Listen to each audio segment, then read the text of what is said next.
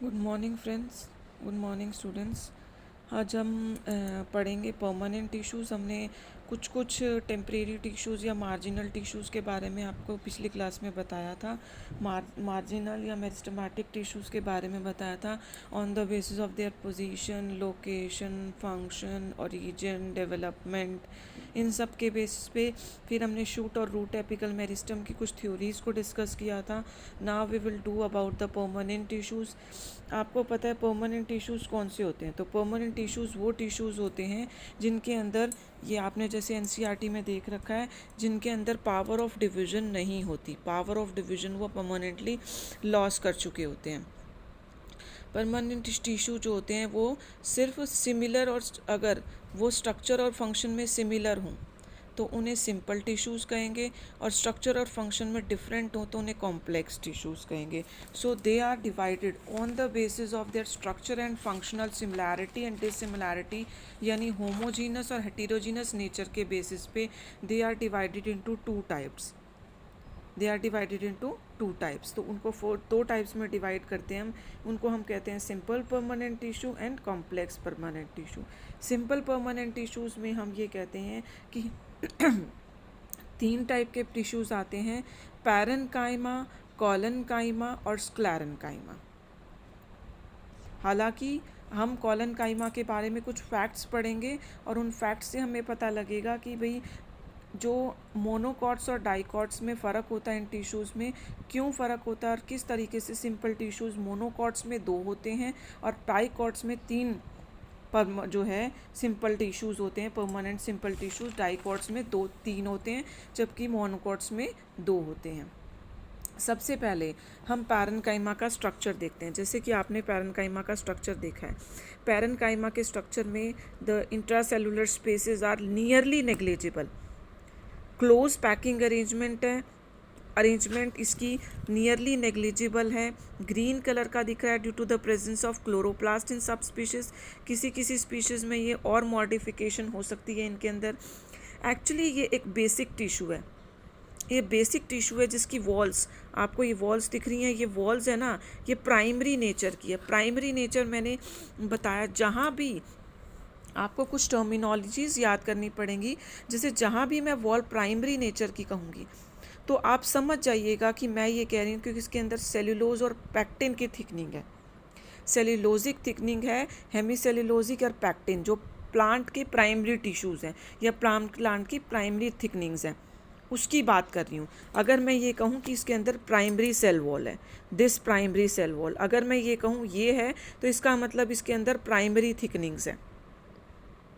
जबकि अगर मैं ये कहूँ कि इसके अंदर इस तरीके की सेकेंडरी थिकनिंग कॉर्नर्स में हो या चारों तरफ हो, सेकेंडरी थिकनिंग है, जैसे इसके अंदर चारों तरफ सेकेंडरी थिकनिंग्स हैं, तो सेकेंडरी थिकनिंग्स अगर मैं कहूँ, थिक वॉल अगर मैं कहूँ, लिग्निफाइड वॉल अगर मैं कहूँ, अगर मैं थिक वॉल कहती हूँ या मैं सेकेंडरी वॉल कहती हूँ, तो इसका मतलब इसके अंदर सेकेंडरी वॉल के अंदर थिकनिंग्स प्रेजेंट होती हैं। लिग्निन की थिकनिंग्स हैं, लिग्निफाइड डेड वो है, कॉर्नर्स हैं, तो इसका मतलब ये सेकेंडरी वॉल है।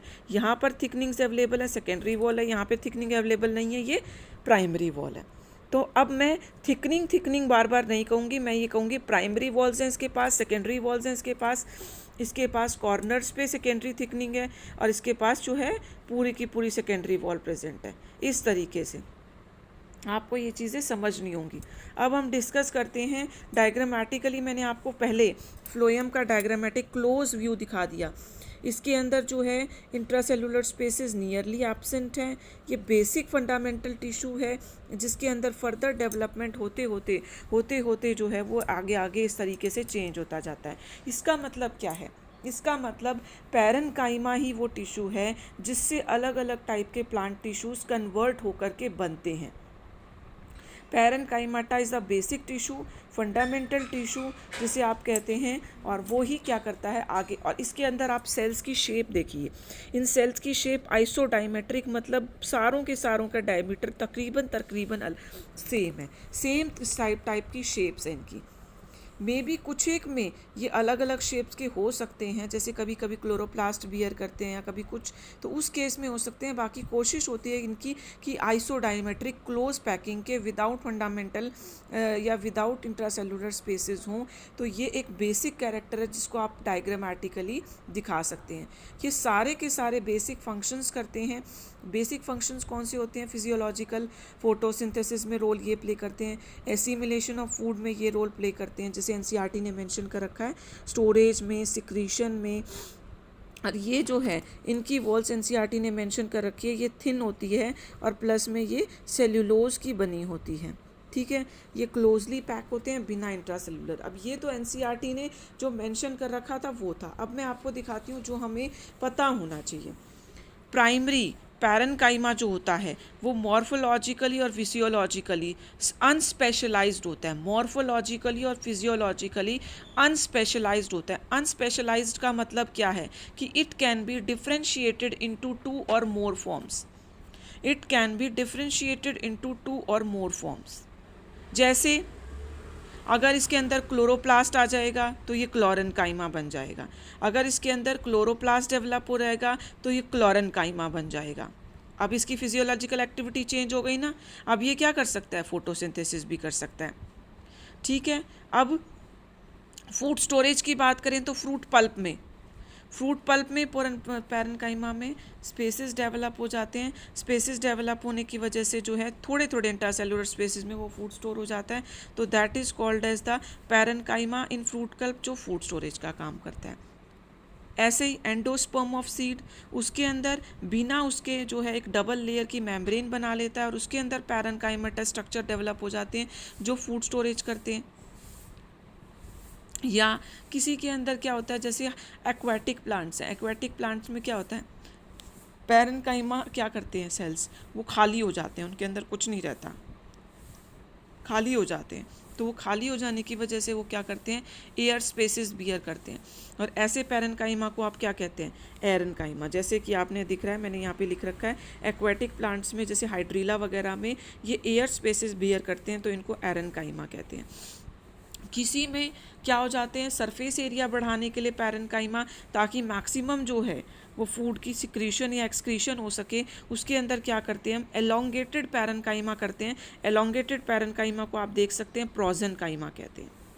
किसी के अंदर ये क्या कर सकते हैं? ये अपने जो है शेप को बदल सकते हैं। स्टेलेट टाइप के पैरेन्काइमा हो सकते हैं जिसे आप स्टार शेप्ड पैरेन्काइमा कहते हैं, और ये भी फूड स्टोरेज पैरेन्काइमा होते हैं। किसी के अंदर मैंने बताया था एक्सक्रीटरी और सिक्रीशन फंक्शन करते हैं, तो ऐसे पैरेन्काइमा को आप इडियोब्लास्ट पैरेन्काइमा कहते हैं। इन पैरेन्काइमा में एक्सक्रीटरी मटेरियल्स होता है जिसे आप टेनिन, ऑयल्स और कैल्शियम ऑक्जेलेट के क्रिस्टल्स जिसे आप रेफाइड्स कहते हैं। कैल्शियम ऑक्जेलेट के क्रिस्टल्स जिसे आप रेफाइड्स कहते हैं वो होते हैं।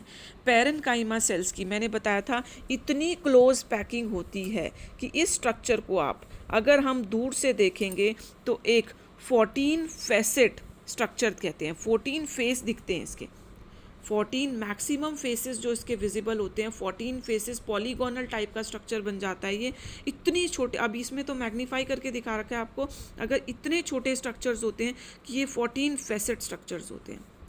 क्योंकि मैंने बोला कि इसमें सेल्यूलोजिक या प्राइमरी सेल वॉल होती है, तो ये primary component of xylem and phloem यानी प्रोटोजाइलम के कंपोनेंट्स को बनाने में हेल्प करते हैं।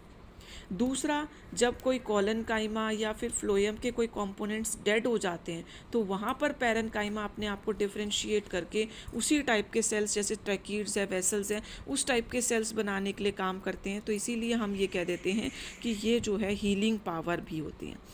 ये जो है वो पैरेन्काइमा अपनी पावर ऑफ डिवीजन को रीगेन कर सकते हैं और उससे अपने आप को डिफ्रेंशिएट कर सकते हैं, अगेन डिवाइड करके इनटू कॉलनकाइमा और स्क्लेरेन्काइमा। यानी कि ये जो है ये डिफ्रेंशिएटिंग टिश्यूज़ होते हैं, जो कि कई जो पानी में रहने वाली पत्तियां हैं, जो ये या फिर जो ये हाइड्रोलिट जीरोफिटिक कंडीशन में रहने वाली पत्तियां हैं, उनके अंदर ये पैरेन्काइमेटस सेल्स जो होते हैं वो क्या करते हैं, एक जो है क्या कहते हैं, स्टोरेज ऊपर एक चिकनी सी पदार्थ बनाते हैं जिसे आप क्यूटिनाइज्ड कहते हैं। वो एवेपोरेशन को या फिर पानी से उसकी डेसिकेशन को, पानी में रहने प्लांट में उसकी डेसिकेशन को प्रिवेंट करते हैं लीफ एपिडर्मिस पे। यहीं अगर हम ये कह दें कि सक्यूलेंट प्लांट्स यानी जो जीरोफिटिक कंडीशंस में रहते हैं, उन प्लांट्स में पैरेन्काइमा वाटर को लार्ज अमाउंट तक स्टोर करते हैं, और सक्यूलेंट प्लांट्स में ये म्यूसिलेज प्रोड्यूस करते हैं। जैसे एलोवेरा आपने देखा होगा, उसमें म्यूसिलेजिनस वाटर होता है, तो वो म्यूसिलेजिनस वाटर सक्यूलेंट प्लांट्स में होता है। जैसे अकेशिया, उसके अंदर म्यूसिलेजिनस वाटर होता है, तो ये वाटर ये सिक्रीट करते हैं जब हम उसका कोई पार्ट तोड़ते हैं। तो ये पैरेन्काइमा के बेसिक कैरेक्टर्स थे। Now we will go for the sclerenchyma. पहले हम स्क्लेरेन्काइमा का बेसिक स्ट्रक्चर पढ़ेंगे। बेसिक स्ट्रक्चर में स्क्लेरेनी कॉलनकाइमा, कॉलनकाइमा का बेसिक स्ट्रक्चर देखिए पहले आप। कॉलनकाइमा के बेसिक स्ट्रक्चर में आपने देखा कि ये इसकी प्राइमरी सेल वॉल है, अंदर की तरफ जो आ रही है, ठीक है ना, ये इसकी प्राइमरी सेल वॉल है। प्राइमरी सेल वॉल है। पैरेन्काइमा आपको पता था एक लिविंग टिश्यू था जो है। कॉलनकाइमा में क्या होता है, कॉलनकाइमा भी एक लिविंग टिश्यू होता है, उसमें इसकी प्राइमरी सेल वॉल है और उसके अंदर जो है इसका वैक्यूल दिखा रखा है, और ये इसकी सेकेंडरी वॉल्स की थिकनिंग है, जो थिकनिंग बहुत ज़्यादा हो जाती है कॉर्नर्स में। तो इसके कॉर्नर्स जो हैं, यानी कि इसकी सेकेंडरी वॉल थिकनिंग जो है वो अनइवन थिकनिंग है। प्राइमरी वॉल जो है इसकी बनी हुई है सेल्यूलोज से, हेमी सेल्यूलोज से और पैक्टिन से, जबकि इसकी सेकेंडरी सेल वॉल जो है वो इसकी बनी हुई है लिग्निफाइड टिश्यू से। लिग्निफाइड टिश्यू से सेकेंडरी सेल वॉल बनी हुई है इसकी। इसके अंदर प्रोटोप्लास्ट आपको पता है, उसके अंदर प्रोटोप्लास्ट में वैक्यूल आपको दिखाई नहीं दे रही थी। इसके अंदर प्रोटोप्लाज्म डेंस था, जबकि इसके अंदर प्रोटोप्लाज्म वैक्यूलेटेड होता है, वैक्यूल बड़ी है इसके अंदर, तो प्रोटोप्लाज्म वैक्यूलेटेड है इसके अंदर देखा जाए तो। इस बार मैं अपनी इंस्टेड ऑफ सामने वीडियो बनाने के, बोलने के, मैं सामने आपको स्ट्रक्चरली दिखा रही हूँ तो आपको ज़्यादा समझ आए। फिर उसके बाद हम ये कहते हैं इसमें अनइवन थिकनिंग है, सेकेंडरी वॉल की अनइवन थिकनिंग है इसके अंदर जो हमें देखने को मिलती है। देन वैक्यूलेटेड प्रोटोप्लास्ट इसके अंदर पाया जाता है, और ऐसे वैक्यूलेटेड प्रोटोप्लास्ट को कॉलनकाइमा के अंदर, ये वैक्यूलेटेड प्रोटोप्लास्ट या कॉलनकाइमेटस जो है सेल्स जो हैं वो आपकी एपिडर्मिस नहीं, हाइपोडर्मल लेयर, और किस में मेनली एनसीईआरटी ने भी ये चीज़ लिख रखा है एपिडर्मिस के बिलो, देखो लिखा है ना below the epidermis. Below the epidermis कौन सी होती है, हाइपोडर्मिस। तो हाइपोडर्मिस ऑफ डाइकोटस गॉटिनेंसिस हर्बेशियस प्लांट, डाइकोट के हर्बेशियस प्लांट में पाई जाती है, और वो भी स्पेसिफिकली देखें तो रूट में नहीं पाई जाती। स्पेसिफिकली देखें तो मोनोकोट में और रूट में, हर्बेशियस डाइकोट प्लांट की स्टेम में पाई जाती है, रूट में नहीं पाई जाती।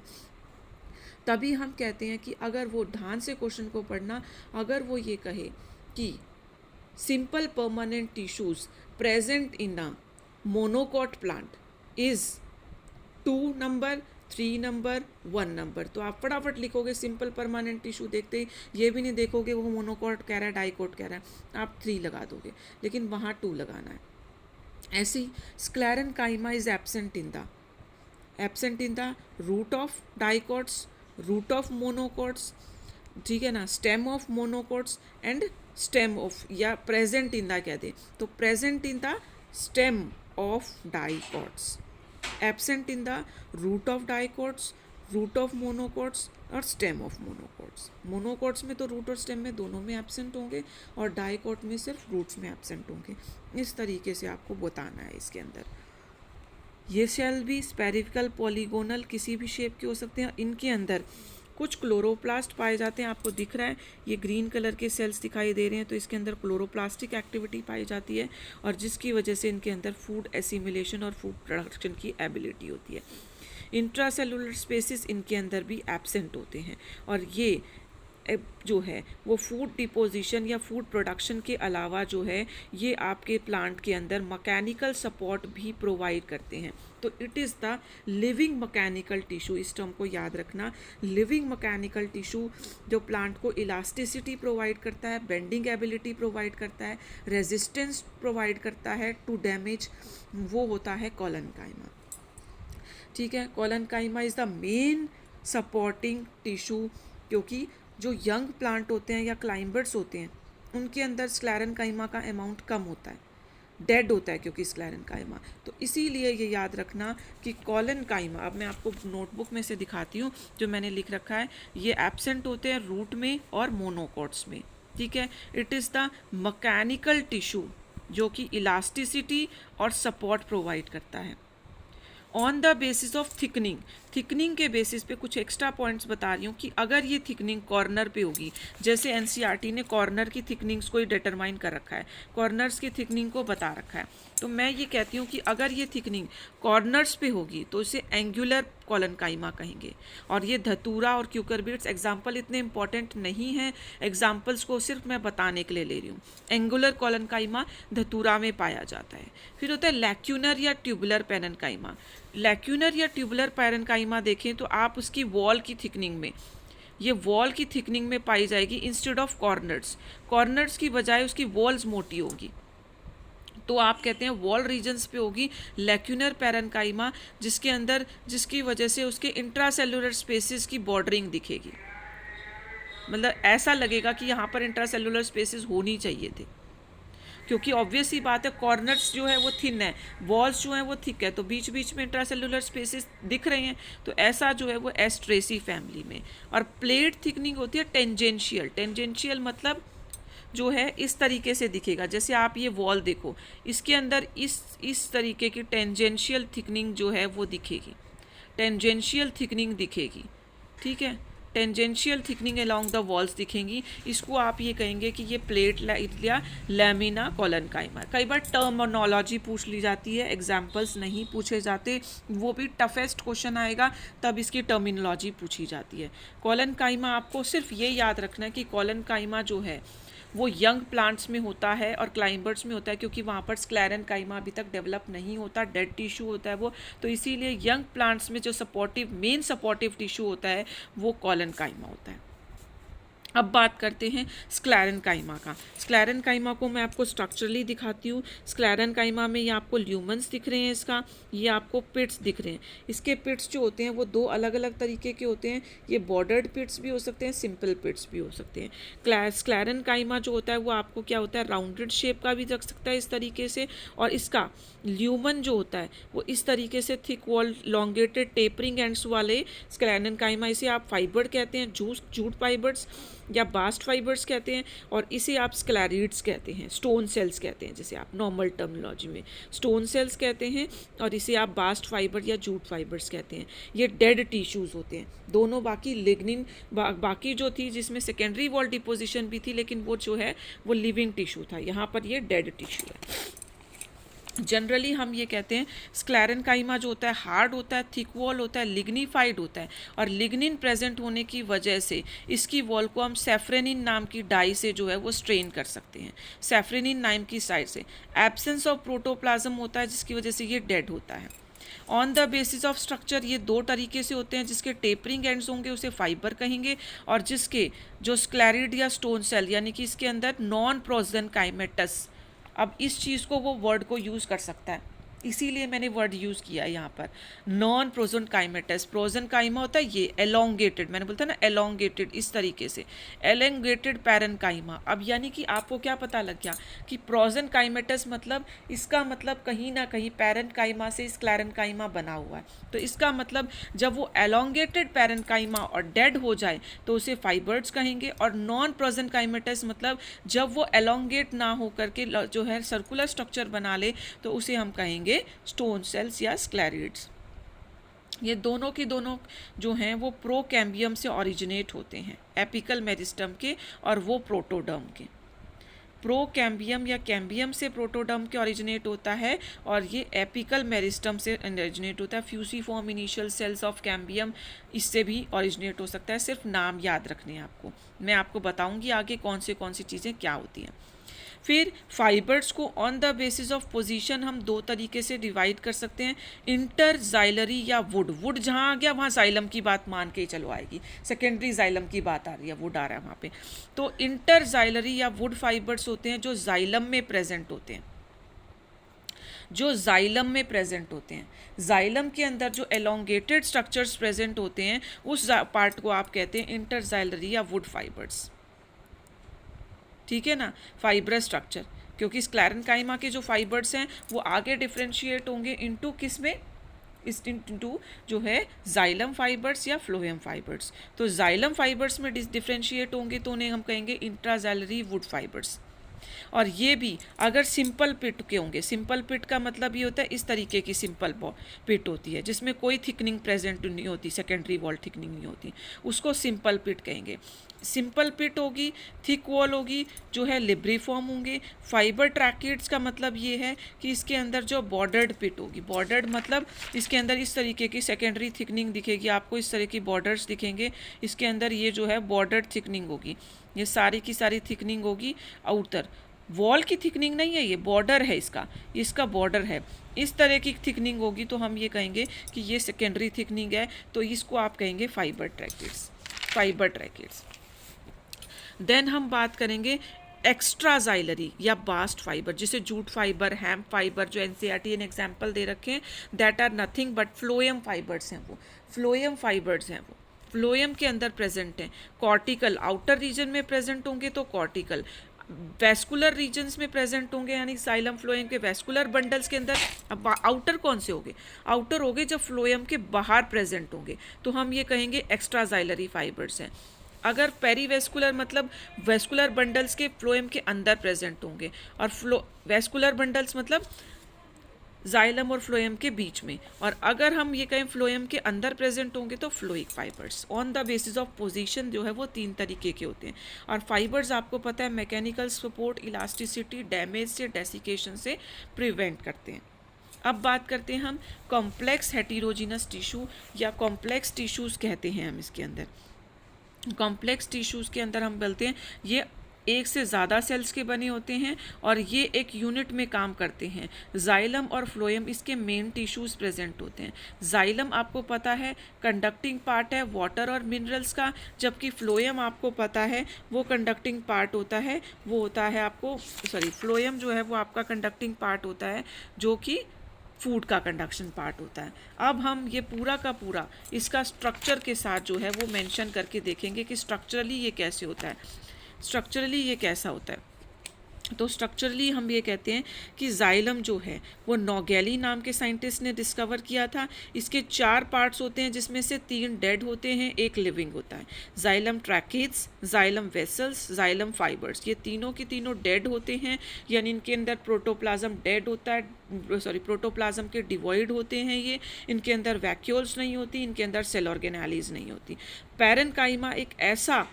पैरेन्काइमा एक ऐसा जाइलम है जो लिविंग होता है, जो डिफ्रेंशिएट होकर के आगे ट्रैकिड्स, वेसल्स और फाइबर्स को फॉर्म कर सकता है। मैंने बोला था ना parenchyma is the basic fundamental tissue जो आगे डिफ्रेंशिएट हो सकता है, तभी इसमें लगाया था हमने कि ये फिजियोलॉजिकली और जो है जो ग्रोथ वाइज है वो अनडिफ्रेंशिएटेड होता है, डिवीजन वाइज अनडिफ्रेंशिएटेड होता है, क्योंकि वो आगे जा कर के स्पेशलाइज होकर के अलग अलग तरह के टिश्यूज़ बना सकता है।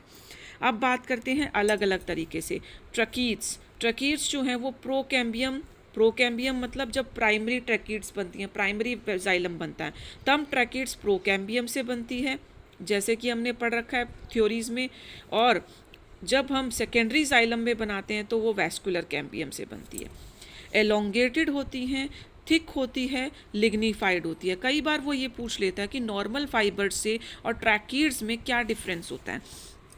तो ट्रैकिड्स जैसे आप देखोगे तो ट्रैकिड्स का ल्यूमन जो होता है वो लार्जर होता है, और नॉर्मल फाइबर्स का ल्यूमन जो होता है वो जो होता है नैरो होता है। ट्रैकिड्स का ल्यूमन जो होता है वो लार्जर होता है और नॉर्मल फाइबर्स का ल्यूमन जो होता है नैरो होता है। दूसरा क्या होता है, ट्रैकिड्स के अंदर जो है वो आपको पिट्स, देखो पिट्स दिखाई दे रहे हैं, ये पिट्स दिखाई देते हैं, ये सिंपल भी हो सकते हैं और बॉर्डर्ड मतलब इसके अंदर सेकेंडरी थिकनिंग भी हो सकती है।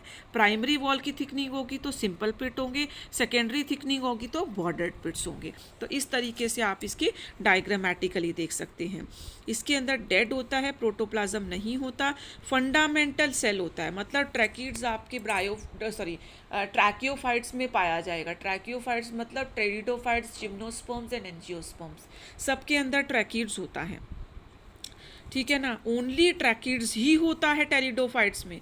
ट्रैकियोफाइटा जहाँ से शुरू होता है वहाँ पर ट्रैकिड्स ही होता है, टेरिडोफाइटा में, जबकि जिम्नोस्पर्म्स में वेसल सेल्स प्रेजेंट होते हैं, जिम्नोस्पर्म्स में वेसल सेल्स प्रेजेंट होते हैं। तो इस तरीके से हम ये कहते हैं ट्रैकिड्स आर विजिबल इन ट्रैकियोफाइट्स, जहाँ से ट्रैकियोफाइटा नेबस्कुलर बंडल की शुरुआत हुई थी वहाँ पर जो है वो टेरिडोफाइट्स में ये प्रेजेंट होते हैं। सिंपल पिट्स भी हो सकते हैं और बॉर्डर्ड पिट्स। याद रखिएगा, जहाँ पर मान लो यहाँ पे सिंपल पिट्स हैं तो यहाँ पर सिंपल पिट्स प्रेजेंट हैं तो यहाँ पर conduction of water and minerals आसान हो जाएगा। जहाँ बॉर्डर्ड पिट्स होगा वहाँ पर कंडक्शन जो है वो आपके वेसल्स करते हैं, वहाँ पर कंडक्शन जो है वो आपके वेसल्स करते हैं, क्योंकि जो बॉर्डर्ड पिट्स होते हैं, क्योंकि जो ट्रैकिड्स और वेसल्स की वॉल्स हैं इनके अंदर भी पिट्स प्रेजेंट होते हैं, तो इसीलिए हम ये कहते हैं। और इनके अंदर ल्यूमन होता है, तो इसके अंदर कहीं भी अगर सेकेंडरी धीरे धीरे करके प्रोटोजाइलम मेटा में कन्वर्ट होता है, या प्रोटोजाइलम मेटा को बनाता है, तो प्रोटोजाइलम में सेकेंडरी थिकनिंग्स आना शुरू हो जाती हैं,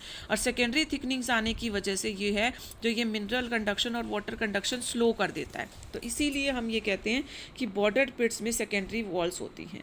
बॉर्डर्ड पिट्स कॉमनली किस में होते हैं, तो ये जनरली प्रोटोजाइलम में होते हैं एंजियोस्पर्म्स के, लेकिन अगर एज इट इज़ क्वेश्चन आता है कि बॉर्डर पिट्स मोस्ट कॉमनली फाउंड होते हैं metaxylem of all gymnosperms, gymnosperms के सेकेंडरी थिकनिंग्स में या सेकेंडरी सेल वॉल्स में प्रेजेंट होते हैं, या सेकेंडरी डिफरेंशिएटिंग टिश्यूज़ में प्रेजेंट होते हैं। वाटर और डिजॉल्व सॉल्ट्स करते हैं और मैकेनिकल सपोर्ट करते हैं। फिर बात करते हैं हम वेसल्स की। वेसल्स भी आपको पता है प्राइमरी वेसल्स प्रोकैम्बियम से, सेकेंडरी वेसल्स कैम्बियम से डिराइव होती हैं। वेसल्स के अंदर भी क्या होता है, सेल वॉल का पैटर्न जो होता है, इसके अंदर एक मेन इंपॉर्टेंट फंक्शन जो एनसीईआरटी ने नहीं मेंशन कर रखा, वो इंपॉर्टेंट फंक्शंस हैं। ये आपने वेसल्स देख ली, अगर आप एनसीईआरटी में देखेंगे तो वेसल्स इस तरीके की दिखती है, टेढ़ी टेढ़ी सी होती है, एक्स शेप की, इसके ऊपर एक और वेसल्स लगी होती है, ये दिखती है। मैं आपको वेसल्स में सिर्फ ये चीज़ समझाना चाहती हूँ, इसीलिए डायग्रामेटिकली रिप्रेजेंट करा है कि वेसल्स में जो सेल का पैटर्न है कि थिकनिंग किस फॉर्म में होगी, थिकनिंग किस फॉर्म में होगी, उस पैटर्न को जो है ये माइक्रोफाइब्रिल्स डिटरमाइन करते हैं। माइक्रोफाइब्रिल्स शुरुआती जो सेल होती है वेसल्स की, शुरुआती सेल्स में ये माइक्रोफाइब्रिल्स अलोंग द वॉल्स बनना शुरू हो जाते हैं, और इन्हीं माइक्रोफाइब्रिल्स पे दोबारा से जो है वो जैसे जैसे सेल मैच्योर होता है वैसे वैसे थिकनिंग होना शुरू हो जाती है, और ये थिकनिंग जो होती है वो आपके ल्यूमन को धीरे धीरे कर कर सेल के ल्यूमन को पोर्स में कन्वर्ट कर देती है इस तरीके से। और ये जो बीच का सेल वॉल की डिफरेंशिएटिंग लेयर है, इस सेल वॉल की डिफरेंशिएटिंग लेयर को ल्यूमन में कन्वर्ट करने वाले एंजाइम्स होते हैं पैक्टिनेज या कैलेज। ये डिसॉल्व कर देते हैं सेल्यूलोज या पैक्टिन को जो प्राइमरी सेल वॉल में प्रेजेंट होता है with a broad lumen, so that the conduction of water and minerals, water और मिनरल्स की कंडक्शन में डिफ्यूजन या ट्रांसपोर्टेशन जो है बिना किसी बैरियर के एसेंट ऑफ सैप कर सके। इस चीज़ को आप ये कहते हैं, इसमें एनसीईआरटी में नहीं मेंशन कर रखा, लेकिन ये चीज़ समझिए कि वेसल्स में सेल के पैटर्न को यानी थिकनिंग के पैटर्न को, सेल वॉल के डिपोजिशन को, सेकेंडरी यानी लिग्निफिकेशन के प्रोसेस को डिटरमाइन करने वाली फाइब्रिल्स होती है माइक्रोफाइब्रिल्स। ये सेल को डेड और लिग्निफाई कर देती हैं और बॉर्डर कर देती हैं, और ल्यूमन को जो है वो कन्वर्ट कर देती हैं by dissolving pectinase and callase enzyme की मदद से प्राइमरी सेल वॉल को डिसॉल्व करके। एंजियोस्पर्म जिनमें वेसल्स नहीं होते, एंजियोस्पर्म्स भी ऐसे होते हैं जिनमें वेसल्स नहीं होते, एक्सेप्शंस आर ऑलवेज देयर। तो एक्सेप्शंस जो होती हैं वो विंट्रेसी, ट्राइकोडोंड्रेसी और टेट्रासेंट्रेसी, ये 3 फैमिलीज ऐसी हैं, याद रखिएगा, जिसके अंदर वेसल्स प्रेजेंट नहीं होती एंजियोस्पर्म में। टेरिडोफाइट्स में पहली बार वेसल्स किस में डेवलप हुई थी, टेरिडियम और सिलेजिलेना में। जबकि जिम्नोस्पर्म जिनमें वेसल्स होती हैं वो होता है ग्नीटम, मेन एग्जाम्पल ग्नीटम, याद रखिए वेल्विशिया और ग्नीटम मेन एग्जाम्पल हैं जिनमें वेसल्स डेवलप हुई थी। फिर फाइबर्स के बारे में हमें इतना ज़्यादा नहीं है, ये डेड टिश्यू होते हैं, ये सिर्फ मैकेनिकल सपोर्ट प्रोवाइड करते हैं, इनके अंदर कोई कंडक्शन नहीं होती। पैरेन्काइमा आपको पता है ये एसोसिएटेड लिविंग पार्ट होता है प्लांट के साथ, ओनली लिविंग पार्ट होता है जाइलम में, जो आगे से जाके डिफ्रेंशिएट करके सेल के अलग अलग फंक्शंस को डिटरमाइन कर सकता है, अलग अलग फंक्शंस को परफॉर्म कर सकता है। जैसे एक्सियल और वुड एक्सियल और वुड पैरेन्काइमा पैरेन्काइमा जो होता है वो एलोंगेटेड पैरेन्काइमा होता है, इस तरीके का हॉरिजॉन्टल। और ये आगे जाके हॉरिजॉन्टल पैरेन्काइमा जो होता है वो ल्यूमन को चौड़ा करके आगे जाकर जो है वो वेसल्स को बनाना शुरू कर देता है। और जबकि इस तरीके का जो रेडियली हॉरिजॉन्टल पैरेन्काइमा है ये क्या करता है, रेडियल कंडक्शन करता है। रेडियल कंडक्शन का मतलब प्लांट्स के और पार्ट्स में इस तरीके से, जैसे ये आपके वेसल्स हैं, वेसल्स के आगे रेडियल कंडक्शन करना है प्लांट्स को, तो ये इस रे पैरेन्काइमा से करेगा, रेडियल कंडक्शन ऑफ वाटर करेगा। ठीक है। अब कुछ टर्म्स होती हैं जो एज इट इज़ एम्स में पूछी जाती हैं। वो एम्स में पूछी हुई टर्म्स होती हैं पैरेन्काइमा जो डिफ्यूज्ड होता है, फैला हुआ होता है, पैरेन्काइमेटस सेल्स जो फैले हुए होते हैं, एलोंगेटेड होते हैं जिसे आप कहते हैं, तो उसे आप कहेंगे एपोट्रैकियल पैरेन्काइमा। अगर वो एलोंगेटेड सेल्स हैं तो उन्हें आप कहेंगे डिफ्यूज्ड हैं, बिखरे बिखरे से सेल्स हैं, जाली सी बने हुए सेल्स हैं, तो उन्हें आप कहेंगे एपोट्रैकियल पैरेन्काइमा। जबकि इस तरीके के पैरेन्काइमेटस सेल्स जो कॉम्पैक्टली अरेंज्ड हैं, इस तरीके के सेल्स को आप कहोगे पैराट्रैकियल पैरेन्काइमा, पैराट्रैकियल पैरेन्काइमा। अब जाइलम की अरेंजमेंट जो एनसीईआरटी ने दे रखी है, जाइलम की अरेंजमेंट जो एनसीईआरटी ने दे रखी है, मैं आपको बताती हूँ, ये पूछी जाती है कि अगर पहला फॉर्म जाइलम, पहले शुरुआत में प्राइमरी फॉर्म जाइलम को हम प्रोटोजाइलम कहते हैं, सेकेंडरी ग्रोथ के बाद फॉर्म जाइलम को हम मेटाजाइलम कहते हैं।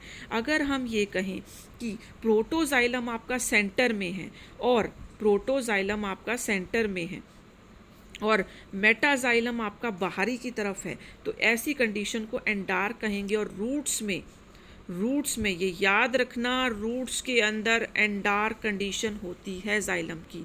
रूट्स के अंदर सिंपल सीधा सीधा पूछ लेते हैं, स्टेम के अंदर एंडार कंडीशन होती है आपकी, स्टेम के अंदर दिख रहा है आपको, स्टेम के अंदर एंडार कंडीशन होती है आपकी। स्टेम के अंदर जो है proto towards the centre and Meta towards the periphery. तो सिंपल पूछ लेते हैं, another condition is observed in, तो एंडार कंडीशन स्टेम में ऑब्जर्व होती है। इसी के अपोजिट अगर प्रोटोजाइलम बाहर चला जाए, मेटाजाइलम अंदर आ जाए, तो उसको आप एक्जार कंडीशन कहोगे। तो इसका मतलब जो है आपको इस तरीके से भी पूछ लेगा, स्टेम में प्रोटो अंदर है और मेटा बाहर है, तो इसका मतलब इसके अंदर डिवीजन किस तरीके से होती है, तो आउटर इस तरीके से डिवीजन होती है इसके अंदर, स्टेम के अंदर। वो डायग्रामेटिकली भी पूछ लेते हैं, ठीक है ना। या फिर अगर हम ये कहें रूट के अंदर कैसी होती है, तो रूट के अंदर इस तरीके से होती है, क्योंकि इसके अंदर प्रोटो डिवीजन कर करके अंदर की सेल टाइप में सेल को धकाता जाएगा और सेल अंदर की टाइप में नए नए सेल्स डिवाइड कर करके बनते जाएंगे। तो इस तरीके की कंडीशंस को आप कहते हैं एक्सार्क, जो कि रूट में फाइंड आउट होती है। फिर एनसीईआरटी ने मेंशन कर रखा है फ्लोएम को। फ्लोएम जो है फूड मटेरियल कंडक्शन के लिए लीव्स में प्रेजेंट होता है। फ्लोएम जो है अलग अलग एलिमेंट से कंसर्न होता है, sieve tube element, companion cell, phloem parenchyma और फ्लोएम जो है फाइबर्स। इसके अंदर तीनों के तीनों कौन से होते हैं आपके, फ्लोएम के जो है सीव ट्यूब सेल्स, फ्लो जो है कंपेनियन सेल्स, फ्लोएम पैरेन्काइमा और फ्लोएम फाइबर्स। इसमें से जो है sieve tube cell, companion cells और फ्लोएम पैरेन्काइमा तीनों लिविंग होते हैं, जबकि फ्लोएम फाइबर्स ही ओनली डेड सेल्स होते हैं। एक यूनिक फीचर है इसके अंदर, हम पहले सीव ट्यूब सेल्स के अंदर पढ़ेंगे। हमने पढ़ा था कि ये एक्सेप्शन है, इसलिए याद रखना कि जिम्नोस्पर्म्स में एल्ब्यूमिनस सेल्स और सीव सेल्स होते हैं। यानी कि सबसे पहला ऐसा फ्लोएम कंपोनेंट जो प्राइमरी जो है या लोअर प्लांट्स में विजिबल होता है, वो आपका सीव ट्यूब होता है, सीव सेल्स होते हैं, सीव ट्यूब नहीं, सीव सेल्स होते हैं और एल्ब्यूमिनस सेल्स होते हैं, और वही आगे डिफ्रेंशिएट होता है सीव ट्यूब्स में। तो सीव ट्यूब्स और कंपेनियन सेल्स जो है वो एंजियोस्पर्मिक प्लांट्स की कैरेक्टर है, जबकि एल्ब्यूमिनस सेल्स और सीव सेल्स जो हैं वो तो ऐसा कौन सा कॉमन सेल है जो जिम्नोस्पर्म और एंजियोस्पर्म दोनों में होता है, तो सीव सेल्स है। इस चीज़ को क्लियर रखना। सीव एलिमेंट मैच्योरिटी पर पेरिफेरल साइटोप्लाज्म और लार्ज वैक्यूल प्रोसेस करता है विद नो न्यूक्लियस। ये एक इम्पॉर्टेंट कैरेक्टर है।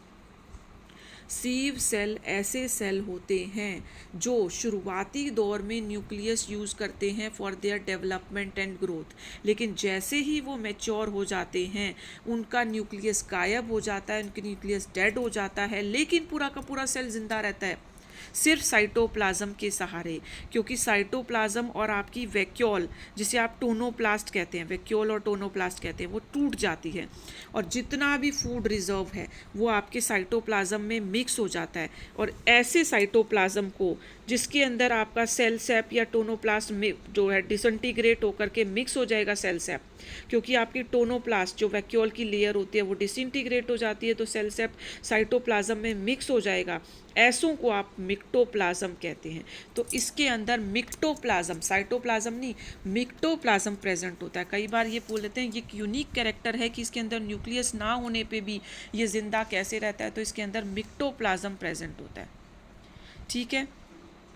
सीव ट्यूब का फंक्शन, सीव ट्यूब का फंक्शन और सीव ट्यूब की मेंटेनेंस को ये याद रखना, क्योंकि न्यूक्लियस नहीं है तो ये मरेगा भी, इसको ज़िंदा भी करना पड़ेगा, इसको दोबारा बनाना भी पड़ेगा, इसके अंदर टूट फूट के सेल्स को इसको जोड़ना भी पड़ेगा। तो ये सारा का सारा मेंटेनेंस और उसके अंदर जो फूड का कंडक्शन है, जो फूड की कंडक्शन है उसको करना, ये सारा का सारा कंपेनियन सेल का न्यूक्लियस कंट्रोल करता है।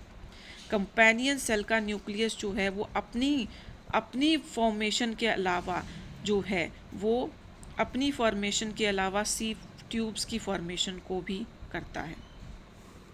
फिर उसके बाद सीव प्लेट जो होती हैं सिंपल हो सकती हैं और कंपाउंड हो सकती हैं। सिंपल मतलब इसके अंदर सिंपल पिट्स अवेलेबल होते हैं और कंपाउंड मतलब इसके अंदर बॉर्डर्ड पिट्स अवेलेबल होते हैं। प्राइमरी सेल वॉल की थिकनिंग्स होती है, लिविंग सेल है पर न्यूक्लियस नहीं है, इसके अंदर राइबोसोम और गोल्गी एपरेटस भी नहीं है, पर कुछ एंडोप्लाज्मिक रेटिकुलम होते हैं क्योंकि इसे एनर्जी कन्वर्जन्स की ज़रूरत होती है। तो एनर्जी कन्वर्जन्स के लिए इसके पास एंडोप्लाज्मिक रेटिकुलम होते हैं, हालांकि इसके पास राइबोसोम और गोल्गी एपरेटस नहीं होता, ये चीज़ याद रखना।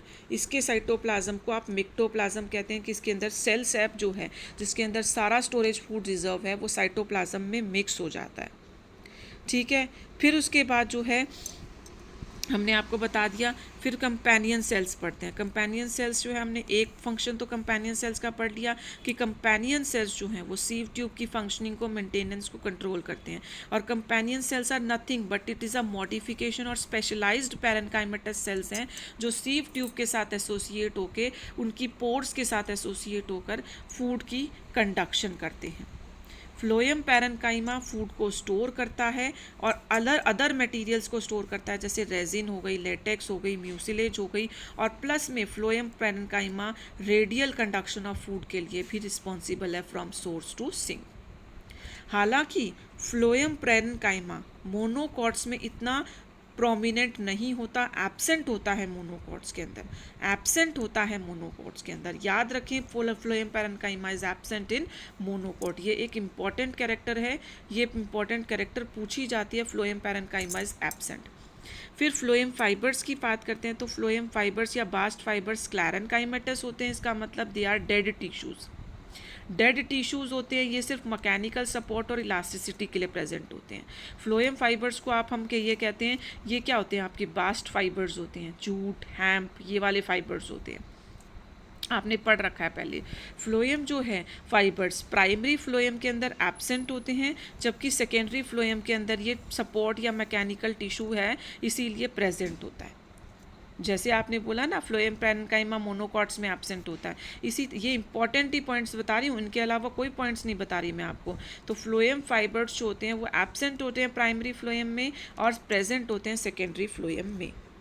और जबकि सीव प्लेट जो होती है उसके अंदर थिकनिंग्स जो होती हैं कैलोज की होती हैं, और ये कैलोज की थिकनिंग धीरे धीरे जो है, अगर बाय चांस कैलोज के अंदर स्लाइम प्लग बन जाता है, स्लाइम प्लग क्या होता है, अब ये एंजियोस्पर्म्स की इंपॉर्टेंट कैरेक्टरिस्टिक्स होती हैं। हम ये कहते हैं कैलोज में थिकनिंग हो जाती है, कैसे हो जाती है, तो कैलॉग्स में एक पी प्रोटीन नाम का फाइब्रिल होता है, आपको पता है कैलोज में एक पी प्रोटीन नाम का फाइब्रिल होता है जो स्लाइम बॉडी की तरह एक्ट करता है।